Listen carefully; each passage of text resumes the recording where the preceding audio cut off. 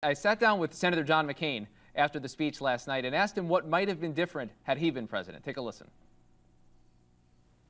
I would have called up both Republican and Democrat leader and say, could everyone please sit quietly, let me deliver my very important message, not only to them, but the American people, and then after it's over, stand and applaud and cheer or boo or leave or whatever you want. I think that the American people don't really enjoy these pauses of seeing members of Congress jump up and down like juveniles. Now that we've heard from two non-juveniles, we're joined now by Mike Allen from Politico.com. And let's start with the big message here from President Obama. What was your takeaway from this speech? The Democrats have something they can say, well, this is getting the message back on track. Well, it is, and the president has given a big challenge to Republicans here because he mentioned, in addition to those tax cuts that John was talking about, he also talked about on energy, nuclear plants, offshore drilling. These are things that they should go for. If you handed them a piece of paper with these items on it, with no one's name, they would have to be for them. The big question is now, will the caucus go for it? Will they go for it as a group? Now, what Republicans are telling us this morning is bringing back a charge from the campaign that you'll remember, just words, right? They're saying the president has done this before. He goes out and gives the speech, but then when we get in the room with him, he doesn't really want to listen to us.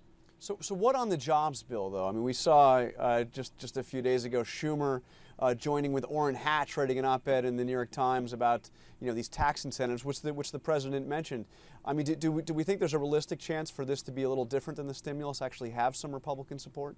Well, the idea of doing it with tax cuts is genius because it really calls the bluff of Republicans who have already ruled out supporting it. They say the idea of doing a big jobs bill and then going for a fake freeze is absurd. But I was just visiting that number 2 House Republican, Eric Cantor of Virginia. I asked him, if you take over the majority next January, what's the first thing you'll do? And he said, well, I think we'll still need to be working on jobs. And I'm like, why wait? So Republicans are going to have a tough question to answer about that. Indeed they are. And back to the Democrats for a moment here, Mike, because the administration doesn't want to signal this as a course correction or any kind of a strategic shift. They're very, very adamant about that. And I chatted with David AXELROD after the speech last night and asked him if in the wake of Massachusetts anything at all had changed in the speech. Listen to this. This is something that has concerned us from the beginning. This was the change that the president was sent here to bring. So we didn't have to make any adjustments because of that election. We just needed to reaffirm our fundamental principles. It's the senior White House advisor saying no adjustments in the wake of Massachusetts. That roiled this town. I mean, that just reordered the policies. Do you think that's true, that the White House didn't make any adjustments based on those elections? Yeah, I think that's like reaffirming the top of your car after it's blown off. Of course they're changing. The most telling passage of this speech was when the president gave no clear path forward on health care. If there were any path, he would have talked about it. And that prodding that you were talking about at the top of the show, not nearly enough. If you care about health care, and not too long ago, a lot of people did. I seem to remember that this was like a Christmas Eve emergency. If you cared about it, you would have wanted the president's boot a lot harder down on this. The houses, both chambers are begging for it. They say, we're not going to be able to find our way on our own. They need him. And he's not doing it. He was candid about the fact that he's moved on. He's talking about jobs.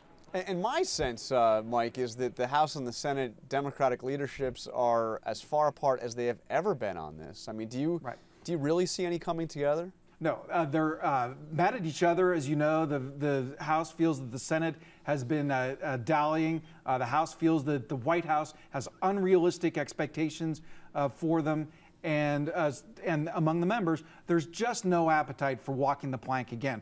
The plan that Jonathan was outlining at the top and the cost of that, zero chance the members are going to go for that in this environment. They've said, fool me like 3 times. We're not going to go for that again. Well, the president is in Florida today. He'll be in New Hampshire next week. The White House saying that he's going to get out on the road more, kind of reconnect with the American people. Where do you see that fitting in with the broader message as he tries to, get some momentum back for this agenda? Well, people still like him as a person, and the more that he's out there, he'll be able to remind them of that. And if he's sincere about his effort to reach out, that is what Barack Obama was elected for. And I think his biggest danger going forward is disappointment that he didn't deliver on that. He's delivered on a lot of things, and by taking this out on the road, he has the chance to reconnect that. But there's no question that it is a correction. He was hoping to just muscle this through. It fell far short. The idea that Barack Obama got to the end of his calendar year and the end of his year in office, his first State of the Union, and didn't have his top domestic priority is just so hard to believe. And there's no indication that cap and trade he talked about, he's not going to get that. Financial regulatory reform, I think they'll probably get some form of, but this is a much narrower agenda, a huge climb down from what he was talking about just a year ago. And it was almost unfathomable that we'd ever get to that point, that it would be possible that there wouldn't be health care done by the State of the Union. It's not just not that it's not done. It's not even close at this point. Mike Allen from Politico.com, thanks for being with us. Really appreciate it. Thanks, Great Mike. coverage. That does it for this edition of Top Line. Stick around and you can watch us at Twitter, twitter.com/The Note, anytime you want. I'm Rick Klein. And I'm Jonathan Karl. Thanks for watching.